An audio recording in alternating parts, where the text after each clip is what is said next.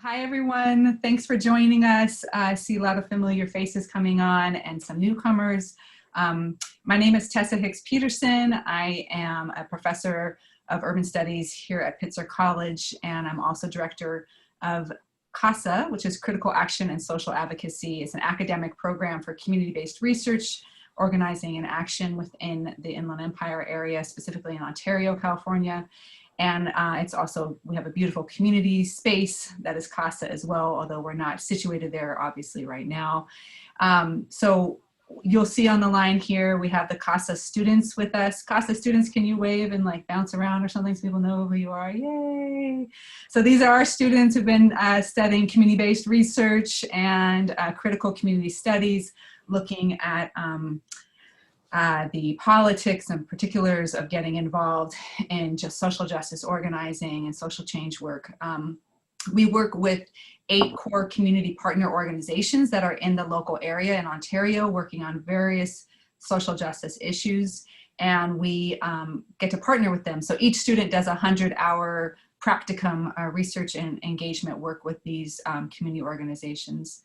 And we have speakers from each of those organizations and a few others who are joining us, activist scholars, to talk about the intersections of their work around whatever social justice issue they are particularly involved with, as well as their approach to that, maybe their theoretical or strategic approach to community work.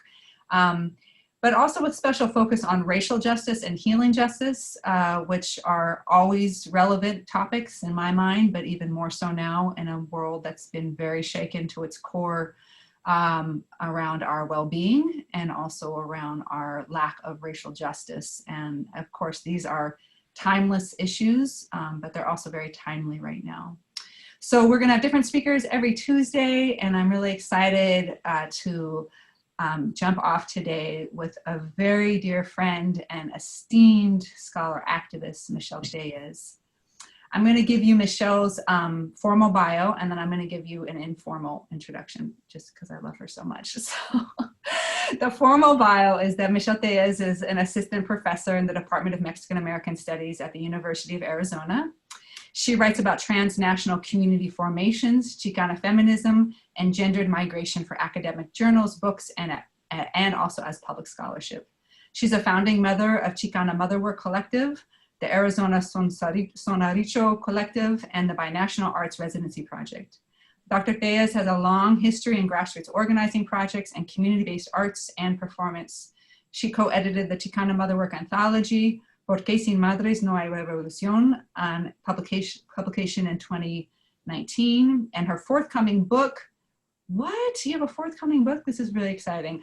Autonomy in the Spaces of Neoliberal Neglect, Las Mujeres de Maclovero Rojas, is going to be out in 2021. So Michelle is an esteemed scholar and activist. She's also an alum of the Claremont Colleges. She went to Claremont Graduate University. She was actually the person who told me to go back to graduate school and told me to go to Claremont Graduate University, and I did because of her. So that's kind of a big deal. And kind of another big deal is that, oh gosh, the phone is going off right when I'm talking. Sorry guys.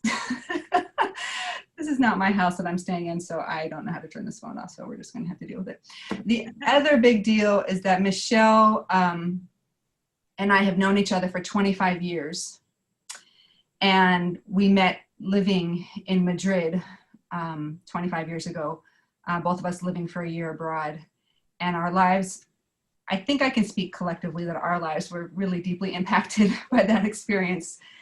And we somehow got mixed up with an incredible group of Marxist anarchists who were taking over buildings and turning them into community centers. And we got a serious education in the streets, and with a lot of love and more political sophistication that I could barely keep up with. So that was a huge point in my life, and I loved having the opportunity to share that with Michelle. So I just had to tell you all that, because that is the important behind the scenes situation for me, that she is someone that I really do adore, and her work is really important. And I want to thank her for taking the time to be with us today when she's got a lot going on and when the world is on fire. And I also, just before we get, I'm going to turn it over to Michelle in one quick second, but I just want to do one quick thing. She's going to kill me for this, but oh, no. This is Michelle and I. Were 25 years ago when we first met. So I just had to let you guys all know. I mean, come on, look at that little sweetheart. Okay, so Michelle, I had to do that to you. Sorry, it was necessary, but that was 25 years ago when I met Michelle, and now it's 25 I years love later. that picture. You have to send it to me. I'm going to.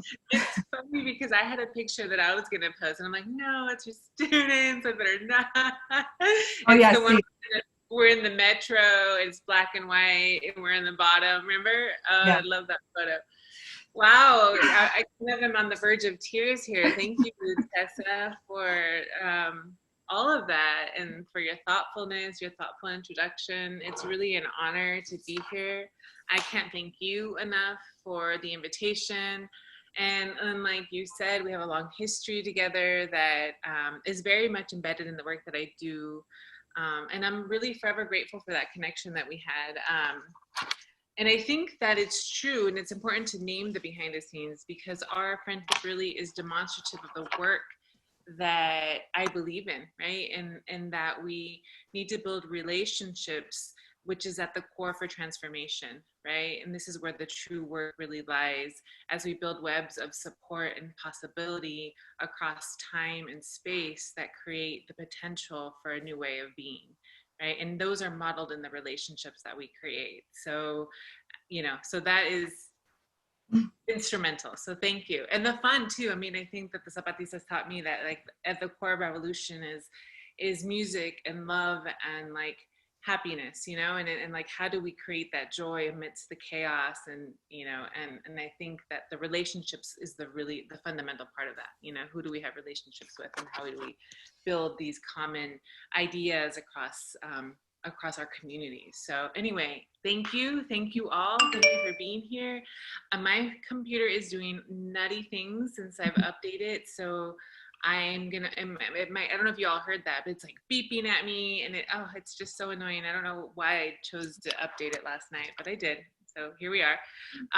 So what I want to do today is just sort of talk a little bit about my personal genealogy as a scholar activist, go back in history a little bit and bring us forward and share a few of the projects that I've done over time and maybe share a few of my like projects, like on the screen. I'm going to figure out how to do that in 1 second. And then really have a conversation with you all.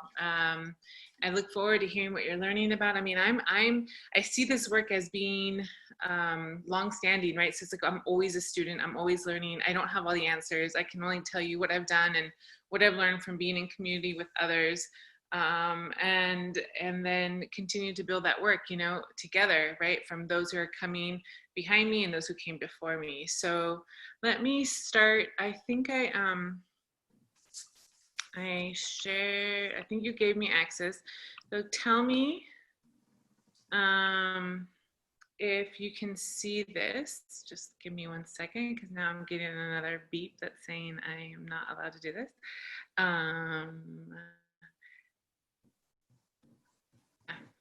There we go. Allow the apps, yes.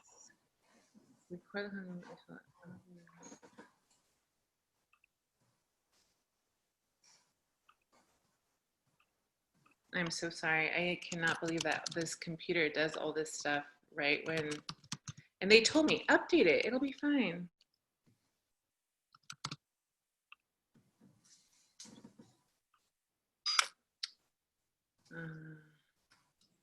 And Michelle, if it doesn't work, you can send it to me and I can share it on my screen. Oh. For some reason you're not able to. Oh yeah, that's a good point. Although we could do that. So tell me if this works and then we'll go from there. All right, so try this again. Oh, I think it might work. Tell me if you can see my screen now. Can you see my?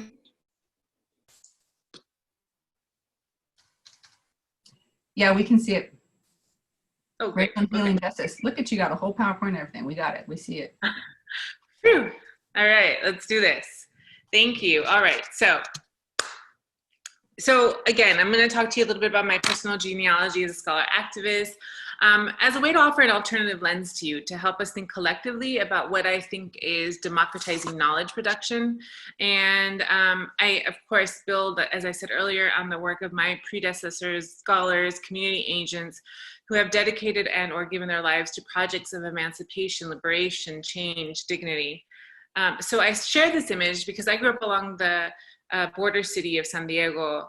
And of course, this is an image of the 2,000-mile-long stretch of the US-Mexico border, solidified after the US-Mexican War in 1848, and then currently still being remapped, right? I live in the state of Arizona, in the city of Tucson, which is the original O'odham name of the city that I live in. And currently the O'odham Nation is experiencing upheaval because they are attempting to build the wall across their ancestral lands, which would further divide their community, their ceremonies, and their ways of living. So there's actually a growing movement against the creation of that border wall. And it's the way that they're building the wall is not just, desecrating the people, but it's desecrating sacred lands. There's these springs, they're called the Quito Baquito springs, that have been there for 20,000 years. And they're drawing water from the springs in order to create the border wall. So, I mean, it's devastation after devastation, right? And I just wanted to recognize that. Because the border not only, creates these divides, it also affects like who we are as people. For me, the racialized and cultural exclusion sharply defined who I became as a scholar, as a writer, as a teacher, as an activist, as a community member, right, and as a mother, right? So therefore, for me, the Borderlands is what I call home, right? Having been raised along this divide. And my persona has been deeply shaped by what I call a transfronteriza, or trans-border experience, which in turn has determined the kind of work that I do, that I offer, and that I'm compelled to collaborate around. Ultimately, because I find value in public pedagogy, in embedded praxis, in cultural arts production, and in producing knowledge with and about communities who are embodying what I'm looking at as creation resistance, right? How do we create as we resist, right? And in thinking about some of the mantras that have shaped my life, there's one that I learned early on from an elder who said, no hay que luchar para destruir, hay que luchar para crear, which means, we mustn't struggle just to destroy, we must struggle to create as well, right? And so that was really instrumental to me, because we can be anti, and then what, right? And so it's about trying to move towards a politics of creation, towards while we resist, right? And so that has been really instrumental to me. Now, so this is an image of the border fence. And for me, the reason that I talk about, these exclusions and, sort of like the divisions that I felt growing up, it was really shaped because of this actual border, right? And so many of you, I'm sure, you're in Los Angeles, but I ask this question often of my students, like, what side is Mexico, and oftentimes people don't know. So, okay, so if you think the barren side is Mexico, clap your hands on the reaction so I can see them. All right, so if you think the Mexican side is the more populated side, clap your hands on the screen on your reactions. Now one, okay, good, I see a couple. All right, great, thank you. Right, so oftentimes the reason I ask that question, especially here in Arizona, is because, well, first, it's, people often don't know their geography, but also because there's a lot of assumptions around, what does Mexico look like? What does the US look like? There's an assumption around like, well, the barren, unpopulated lands must be Mexico because what's in Mexico, right? But here, I think what this photo demonstrates really is that San Diego doesn't want to be known as a border city or a border town. Really, they sort of relegate this identity to San Isidro, which is, the southernmost part of the city and the county. And then this is Borderfield State Park, which has another whole history of events that have happened over the last 20 years. I used to, in the 1990s, I don't know, Tessa, if you remember this, but in the 1990s, the early 2000s, we would have events, binational events, where you could be going to a concert on one side of the border and be watching it from the other side of the border. I mean, this now, because of the third border wall and because of increased border enforcement, this hardly happens anymore. And you have to get a lot of permissions to even like attend this part of or to walk up to this part of the wall. And I say all this just as like as a symbolic gesture towards understanding how these exclusions are embodied. And I also grew up in a little community that they used to call Little TJ. And why Little TJ? Well, it was because it was these apartments and we were a predominantly Mexican community. And so, because we were mostly Mexican, right, and we were surrounded by what was then Navy housing, right? Because San Diego is also a very highly militarized city because of the base and the Navy and et cetera. And so, and so we were called Little TJ. And so right away there was like a border around where I grew up, you know? And so I felt those racialized and gendered exclusions early on. And that came through, you know, my experiences of being called names or, you know, being put in ESL classes, even though English was my first language. But also growing up along the border gave me a lens that I don't think I would have experienced otherwise, right? So for example, we grew up, this is in the 80s, going into Tijuana to go grocery shopping. And there's a store called Comercial Mexicana, which is like the big supermarket. You know, and I always joke with my students that I grew up eating like Fruity Loopies instead of Fruit Loops because that was what we bought, right? But it was cheaper in the 80s to go into Mexico to go grocery shopping because it was prior to NAFTA, right? And so these economic policies like affect our lives in such ways that sometimes they happen sometimes so subtly that you don't know that they're happening, right? But there's been a flip now when you think about the border, because now you have Mexican communities coming into the US to go grocery shopping because the price of tortillas, of milk, even of access to water has become, you know, really limited. And so I say all this because crossing the border, you know, being immersed in another language, in another reality, really helped me see a vision of the world that that is different from being, you know, sort of siphoned and isolated, right? And so I talk about that transborder experience because it really has shaped my global vision of the world, right? And really has rooted me in an internationalism that I think it doesn't often come from living in certain cities, right? So I think that in terms of my genealogy, so I was a freshman, I got into UCLA and I left my home and I became, you know, I worked in the cafeteria for my first year because I had to work right away. And so, you know, I spent my days in classes, I spent my evenings mopping the floors in the cafeteria. And this is the place where I discovered Chicano studies, right? And Chicano studies gave me a lens. It was a curriculum that I saw myself reflected in.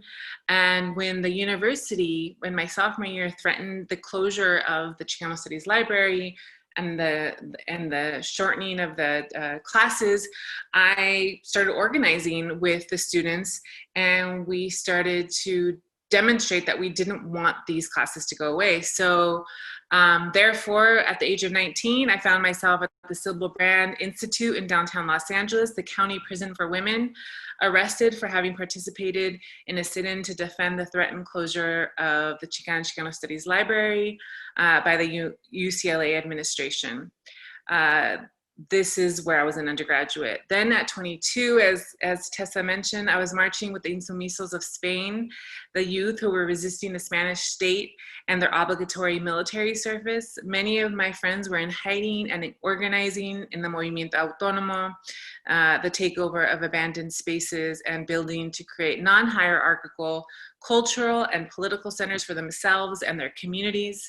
At 24, inspired by the Zapatistas, I went to Chiapas, Mexico, visiting the Lancanja Maya community in the Lacondan jungle to learn, to build, to experience what the indigenous communities in Chiapas had to teach me.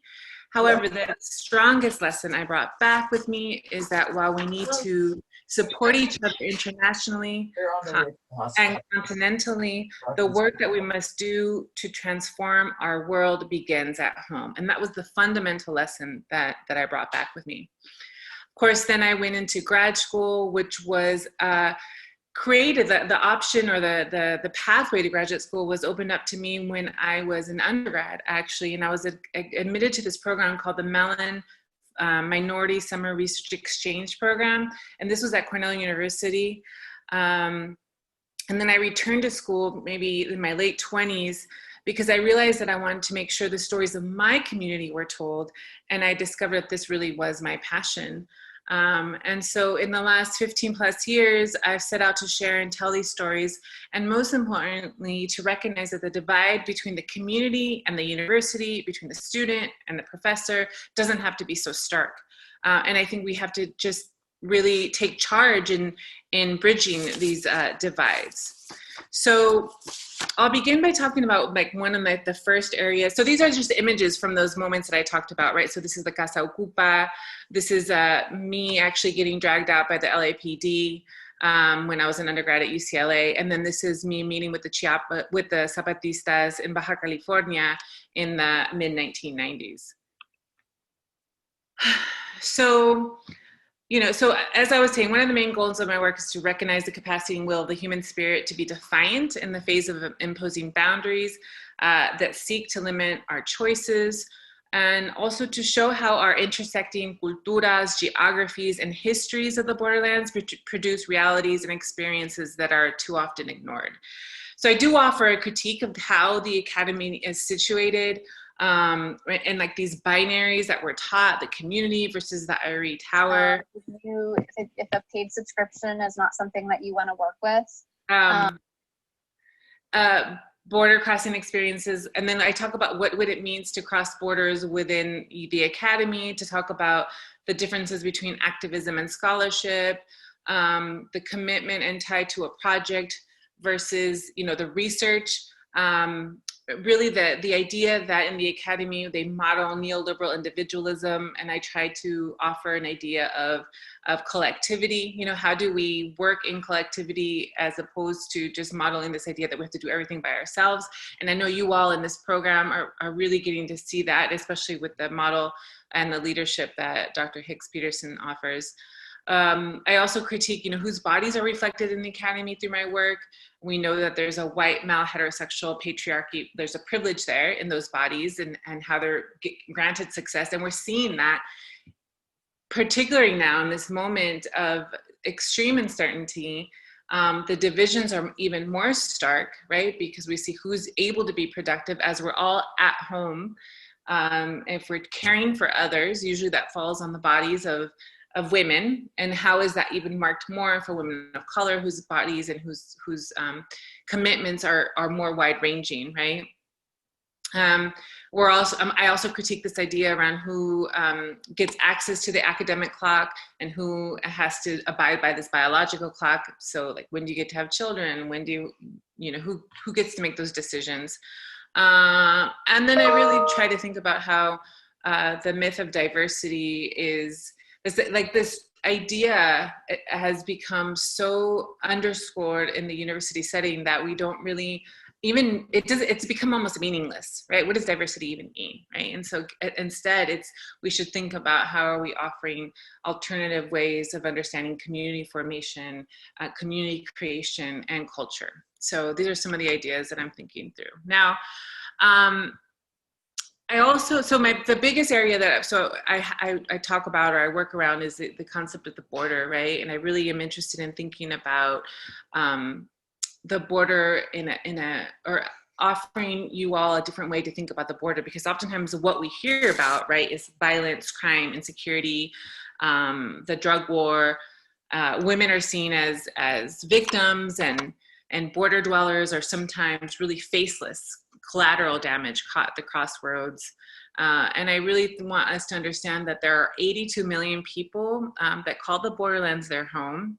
And they survive and flourish in ways that we often don't hear about. So, and I also make the argument that the US-Mexico border is not just a place that people cross, it's not just a site of passage, but it's a crossing line that creates a space of resistance, conviviality, agency, creative community building, and a space where transformative politics can take place. And many of you may not know the work of Gloria Anzaldúa, but hopefully you do. And so what I argue is that the border does not only bear an open womb, like what she describes, but also a conscious community. And so, so what I want to say is, you know, speaking from that image that I showed you originally, that 2,000 mile long stretch, I talk about 3 strategies of survival that have emerged in the Borderlands. So the first is, you know, the practice of autonomy. The second is how people organize across borders. And then I also think about how border disruptions are created through socially engaged art, also known as artivism. And there's a new book that just came out by Marta Gonzalez. I encourage you all to read it. And she calls it the Chicano Artivism, Transborder Tactics in Los Angeles. And the reason that I bring it up is because artivism, you know, it's that combined language of, you know, art and activism.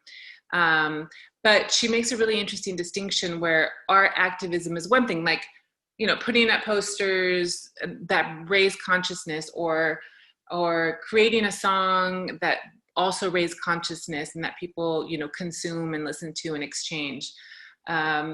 But that artivismo is different in that it is an engaged practice. So what that looks like is collective songwriting. You know, how do you produce something in community that also is artivism or art activism, but it's built in community, and that's the distinction, right? Or creating what also is known as, you know, fandangos, which is like a practice arising out of the Son Jarocho movement that she writes about in her book. Anyways, I'll talk a little bit more about some of the practices that I do, but I just wanted to bring that in. So this is an image of Maclovio Rojas, and as Dr. Hicks-Peterson mentioned, this is going to be my forthcoming book, and I've been engaged in this community for many years, and one of the reasons that I, you know, had to shift my attention was because the politics in the place that I was living, you know, were rapidly changing, and I felt like I had to respond to them. And so I had to shift my attention and my research to that. And then in this last year, I've been able to reconnect to the work in Maclovio Rojas, and to write about it. And so that this forthcoming book will tell the story of Maclovio Rojas. And essentially it's an autonomous community that exists 30 miles south of the US-Mexico border. It's important because it's a community that is challenging global economic policies that affect us at the local level, that affect women more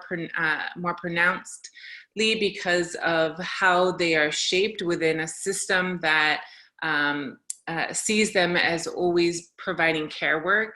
And so women have become the leaders of this community, and they've managed to create through their projects a system that supports their livelihood. So they've built all their own homes. They've built schools within the community. They've created, you know, they have many ideas, although they haven't been able to bring them all to fruition because of the constant, you know, pushback by the state. And so this is Maclovio Rojas, the entrance. This is just a picture of the community.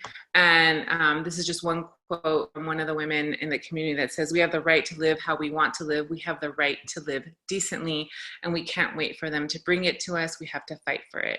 Now, I bring up Maclovio Rojas as an example of autonomy along the border, but also as a researcher engaged in writing about the community. I often want to think about how can we do research that is telling alternative stories, but also that remains not extractive to the communities in which we participate in. And so So over the course of, the years that I've been involved with Maclovio Rojas, I've always tried to not only write about them as a scholar, but then be embedded in the work that's happening in the community, and through organizing events, and through providing resources, and then through letting people know about the community and the needs that they might have in a particular moment, right? And so it's about thinking about an exchange as opposed to an extraction.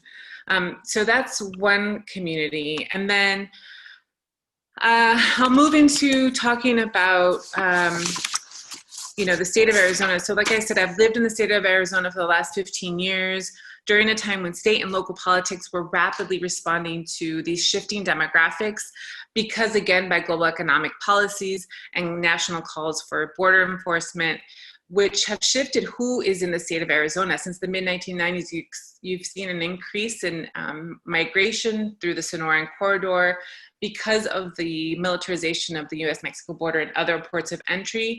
And so that's funneled migrants through the Sonoran corridor, and this is why we've seen an increase in death of migrants crossing through the border, and why we've seen an increase in communities of migrants in the state of Arizona. Well, in turn, the state has responded by creating, a strategically fashioned climate of fear and dehumanization of Mexican, Chicano, indigenous migrants by local politicians who have in many ways been quite successful at codifying this through law and through popular consciousness with legislative power. So many of you may have heard about SB 1070, which was passed in 2010.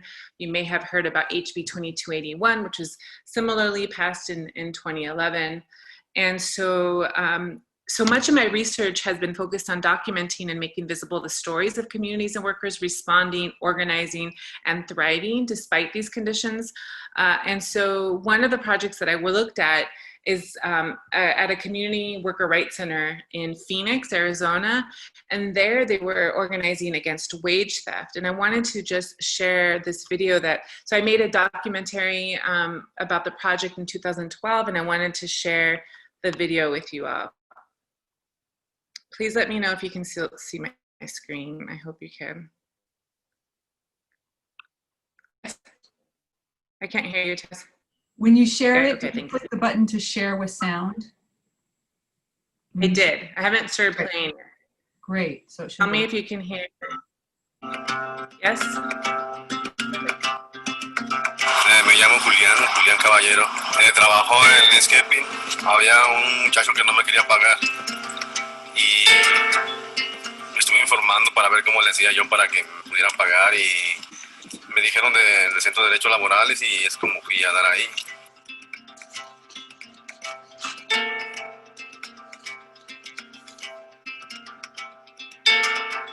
When we opened the Worker Rights Center in August of 2008, we initially were doing labor rights education because a lot of people were misinformed about what their rights were. La gente que no sabe sus derechos, como nosotros no lo sabíamos. Cuando nosotros llegamos, pues llegamos prácticamente sin saber nada también. In the over 300 cases that we've documented of workplace abuse here in Phoenix, we've documented over $1 million of unpaid back wages, and we've been able to collect about $230,000 since we opened. This number is not indicative of the scope of the problem here in Phoenix. It was educating people about rights around discrimination, health and safety, workers' compensation. We'll help them file with the Department of Labor or the court, whatever the case may be, to help them get their money back. From that very first interview with people, we say, this sucks that this happened to you, that you didn't get paid. We're going to try to get your money back. But we ask that you join this organization because, unfortunately, it is really common what's happening to you. So there was an accumulation of these laws and dehumanizing policies that the center exists within. Uno ya no se siente libre de andar por las calles. Uno pues se siente uno un poco mal, ¿verdad? Aparte de que, por ejemplo, este es mi trabajo. Aparte de que me bajó mucho, por ejemplo, la venta, porque los clientes no quieren comprar como antes. Que ni siquiera se atrevía a decir ni siquiera su nombre completo. Entonces hemos visto que con las clases de liderazgo la gente se va desplayando y vas perdiendo la vergüenza, vas agarrando confianza cuando tú ya puedes hablar en público, ya puedes estar en cualquier tipo de reuniones. O sea, son cosas que a lo mejor para otra persona son insignificantes, pero para nosotros, al menos para mí, me han beneficiado mucho porque te han hecho agarrar confianza y seguir adelante y ayudar a más gente que tú ves que está viviendo la misma situación que por la que yo pasé.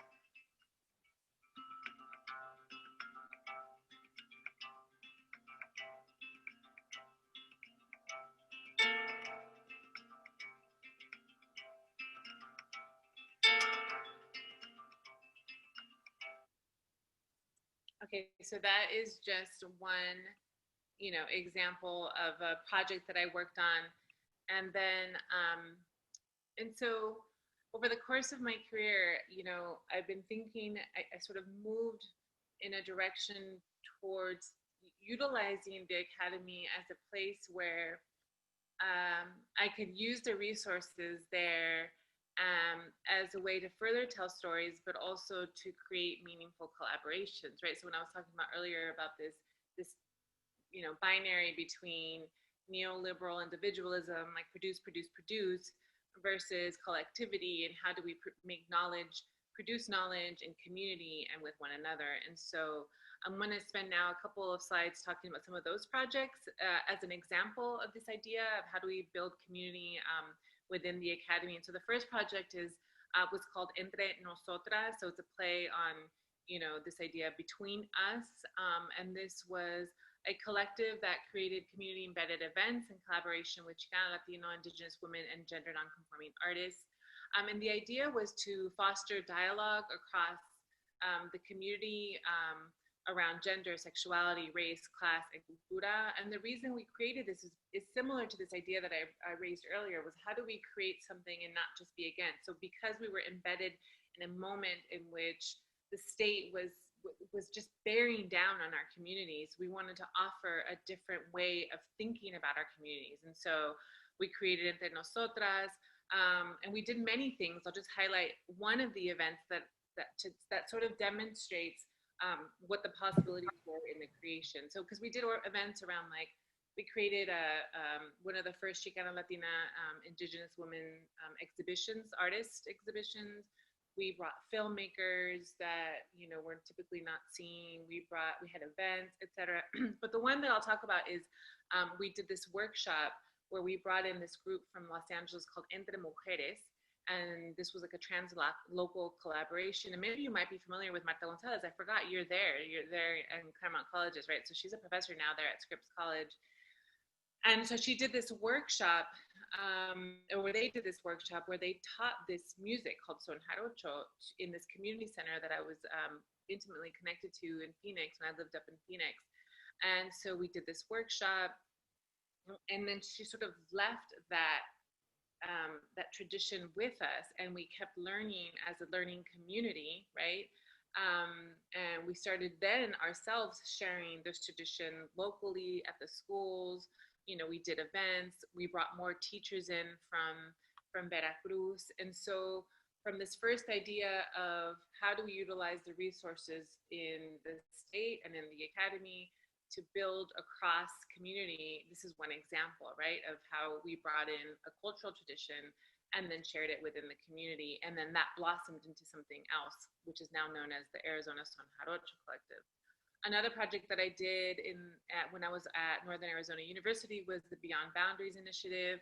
And I got a grant from the Arizona Humanities Foundation to create a space for faculty and students and community members to experience, collaborate, and make media and discuss boundary disruptions and crossings. Because up at NAU, so if you're not familiar with the state of Arizona, it's very different, right? So down here in Tucson, we're in the Sonoran Corridor. There's a lot of connection to the U.S.-Mexico border. But up in northern Arizona, which is about 4 or 5 hours from here, you're very much rooted in a different kind of Borderlands framework, right? And that's where the city of Flagstaff is sort of occupying, the whole country is, but there it's more visibly seen that it's occupying native land, right? And so oftentimes Flagstaff is seen as like another border town between the indigenous communities. And so I created a project to start thinking about how we build those collaborations and how we, you know, and how we have dialogue. And so I brought in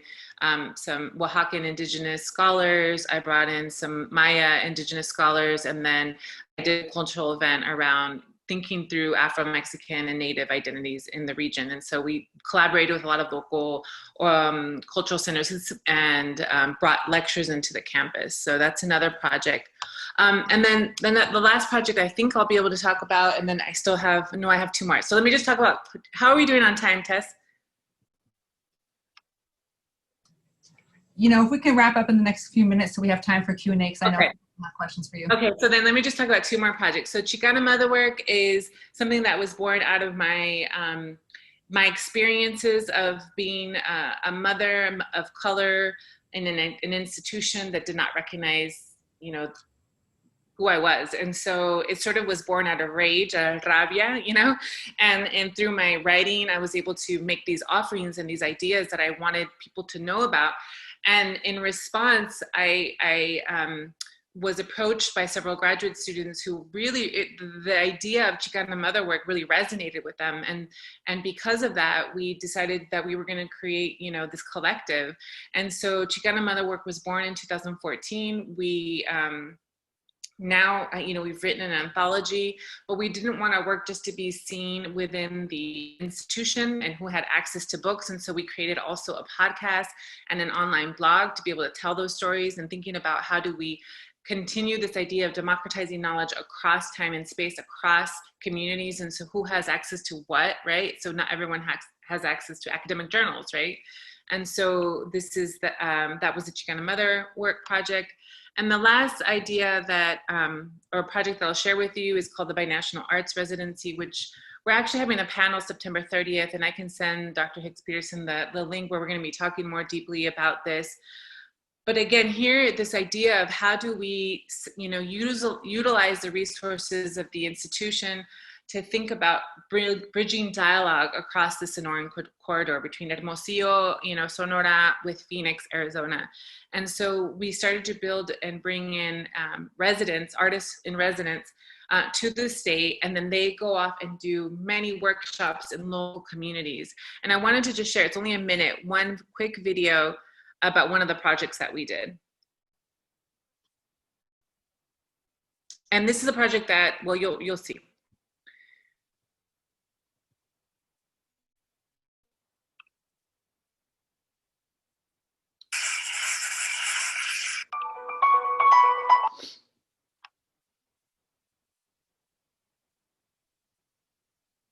Uh-oh.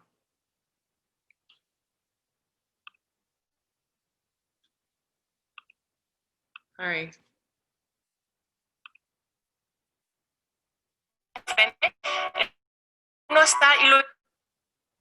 Okay, let's see if this works. I'm just gonna leave it like that. I don't know why it wasn't working the other way. La idea es como que tener la continuación del cielo, como si estuviera, como si fuera un telón, ¿no? Que se pone enfrente.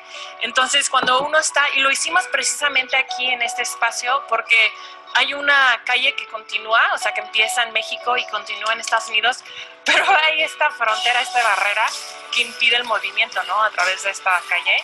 Entonces, creando como que la sensación como si nada más estuviera el cielo.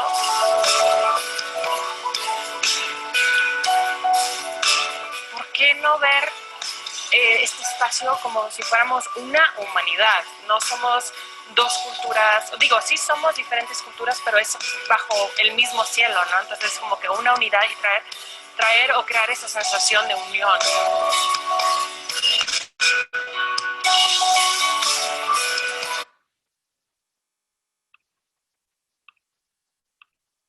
Okay, so those are just some of, you know, the projects that I've done, and I'm trying to think about how to respond to a system that it can be, you know, overbearing. How do we create spaces of possibility? And I also just want to end with this idea by Audra Mitchell, where she talks about the work that we do as scholars shouldn't just be something that is for gain or for, you know, to produce for somebody else. It's like, how do you think about your work as being central to who you are as a human and what you want to offer in this world, right? And so she calls it life work as opposed to, you know, my work. And so this is actually how I think about my own work, is that who I am as a human being is reflected in the offerings that I do, in my scholarship, in my cultural arts production, in my mothering. And so in centering who I am makes the commitment to the work that I do more important than to do it for somebody or something or an institution, you know, to give it value, right? We have to value the work that we do in the relationships that we built.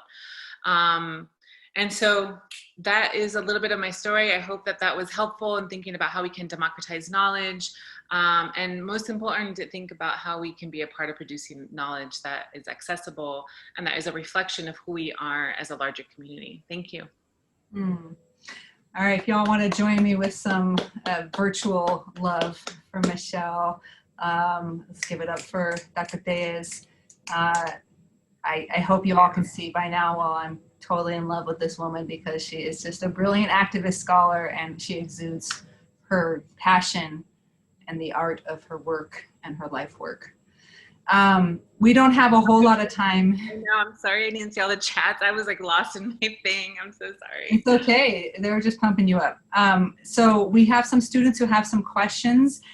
We'll start with them, and then we'll open it up to the general public if we have time. And if you have a burning question, we're not going to have time to get to it today, maybe put it in the chat, and if Michelle has time, she can send something else for us to post later about it. So I think, Rosalina, you said that you had a question, and then another one of my students had another question. So we'll start with Rosalina.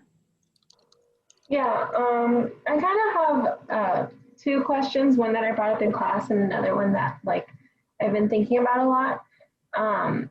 The one that I've been thinking about a lot is when reading your piece about like mestizaje and finding belonging within mestizaje, I was thinking a lot about that, and like I can relate to that as like a Latina.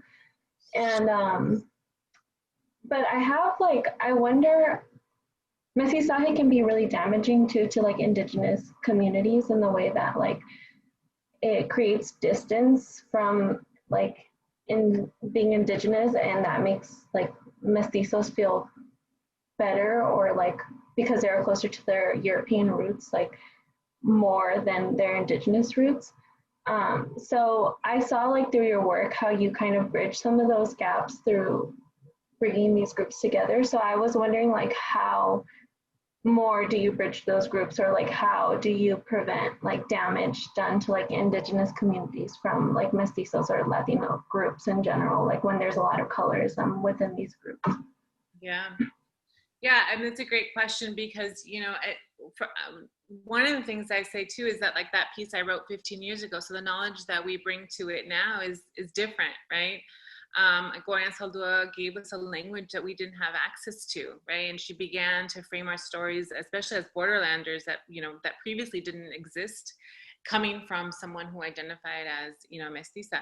And in my own work, I actually don't use my work as a way to define myself as mestiza. I think of mestizaje as a way to, so it's a concept as opposed to rooting it in a biology. And I think that's where it gets, you know, where it gets a little bit complicated for some folks, is because obviously by drawing on Vasconcelos, right, Jose Vasconcelos, who was the like sort of the superintendent of education in Mexico during the nationalizing project of Mexico, this idea of mestizaje was like, we're all one Mexico. And what does that do? It ignores the Mexico profundo, the indigenous and rural poor, and, you know, and the African poor, and also those who, you know, are forced to be de-indigenized, right, because we are deterritorialized. And so I'm pretty clear that I don't see it as rooted in biology, but as a concept of bridging. So, but I hear your critiques and concerns, and I think that this is something that as a community that we have to continue to push on in terms of recognizing colorism, our anti-indigenous framings, anti-Blackness that exists in Latinx communities, both here in the US and across the Americas, right? And so those are important questions and frameworks to be thinking about. Thank you.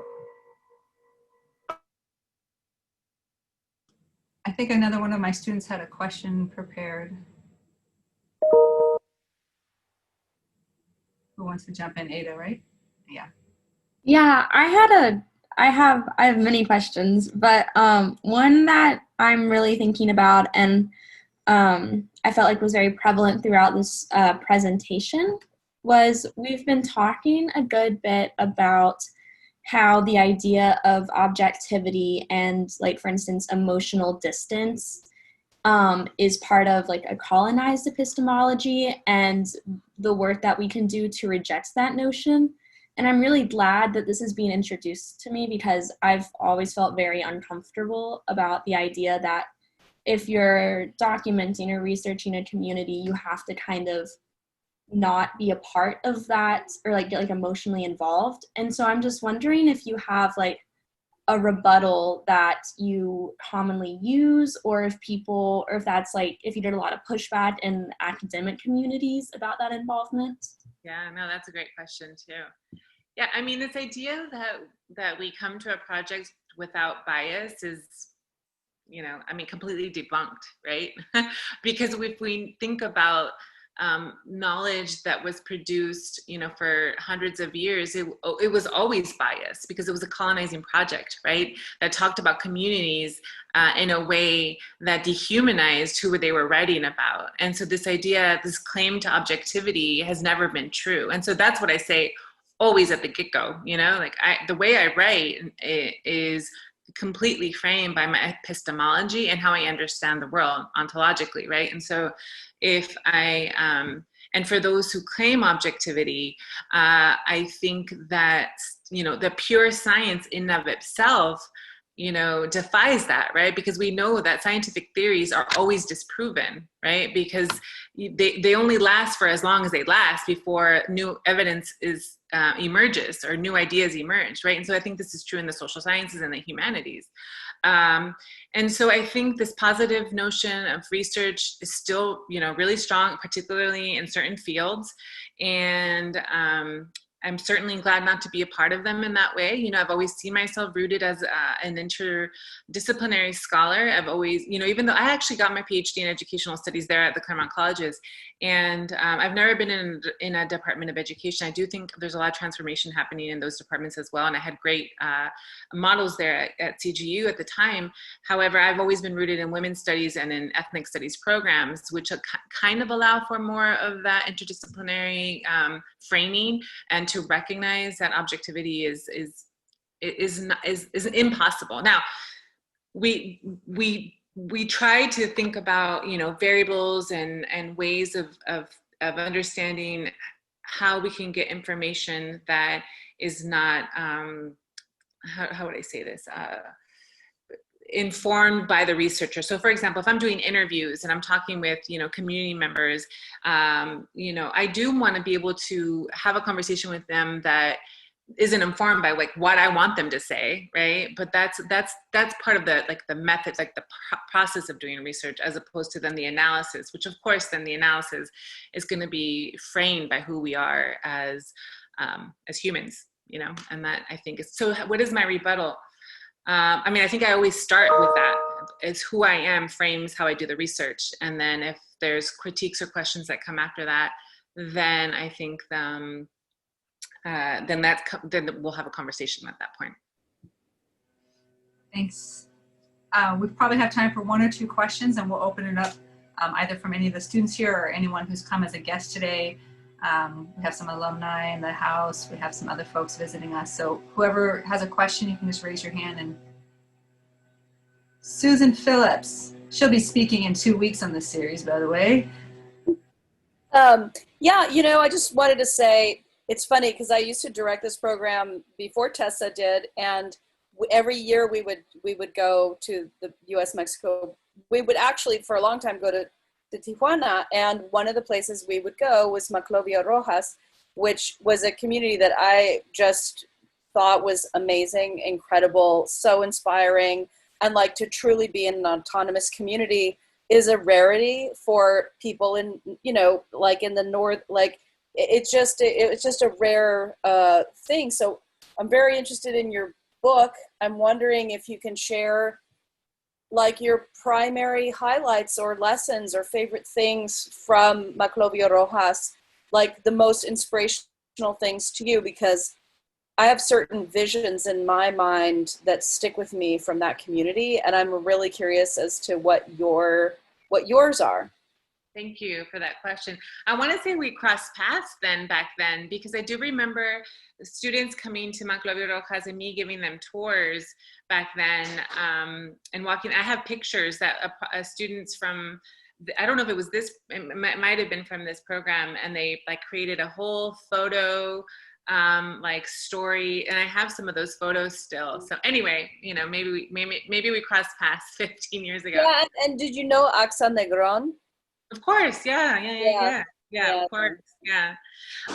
Well, I think that one of the things that I will say, I mean, there's so many things that I've always been inspired by with the story of Maclovio Rojas, and of course, the first being that it was led and continues to be led primarily by women, is that despite the obstacles that are never ending, that they remain committed to a process, right? And I think that is really difficult. So, you know, I think that I try to not like glorify any movement, because there's always there's messiness in all of it, because we're humans and because we come with our own, you know, histories and experiences and traumas. And so, you know, I hope that like my work isn't just about saying this is amazing, we should all strive to be this, but what are the lessons that we can derive from that? And I think that the lesson for me is in Spanish we say no quitaron el dedo del tapón, which means like we don't give up, right? And in that not giving up, we also continue to build the relationships with one another, and we continue to find ways to find joy, right? And so for me, that is what I saw. I mean, a lot of pain and a lot of in the resistance. It's exhausting, right? And so there's nothing beautiful about that, because you want to just be able to live your life. But what is beautiful is the ability to not quitar el dedo del tapón, to not give up, right? And to honor the relationships and the vision that you have, even if it's in tiny steps, right? And so, and that's what I saw there. You know, their vision is bigger than what they have, right? So far. And as they get closer, like, so they have a list of like 40 projects that they still want to do, like a university being one of them, right? And so in that process of like, well, we'll start with elementary school, and we're going to start with this health center, and we're going to start. So that I think is really important for me to recognize and to honor. And we can talk more. I would love to hear more of your perspective too at some point. Thank you so much. No, thank you so much for sharing that. Yeah.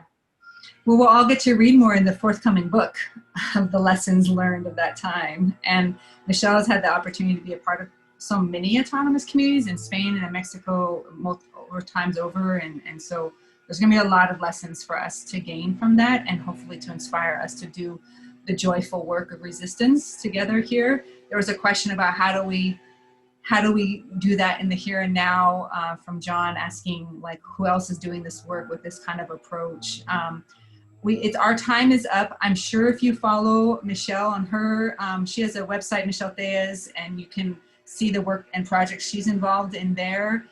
CASA Pitzer, you can come to our website. We have projects involved here.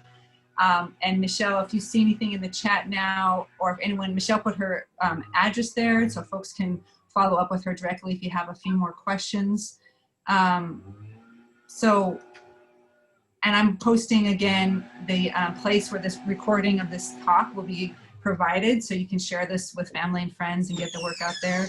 I'm sorry that we've come to the end of Michelle's time, but I just really want to say again, like, to me, this is the work of, it's the work of the moment, because we really need people who are passionate and engaged for addressing issues of injustice with joy and with art and with consciousness and life work passion.